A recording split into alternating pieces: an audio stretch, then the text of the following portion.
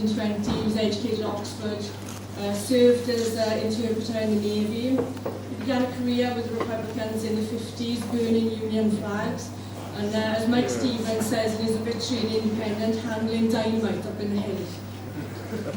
He was an editor of the Welsh Republican newspaper for quite a long time and wrote extensively about republicanism and his views. I have to confess, I don't know Harry Webb's work particularly well, so I'm going to do him justice. Invitation.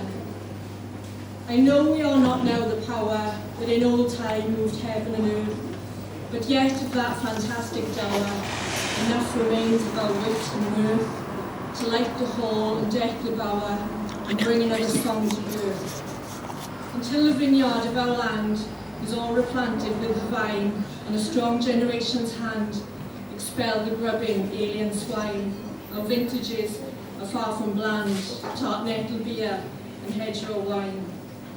But from their native earth they draw what strength they have, there's no concealing, although the tang is rough and raw, a fire that sets the senses reeling. So knock it back, forget the law, and let your talk house touch the ceiling.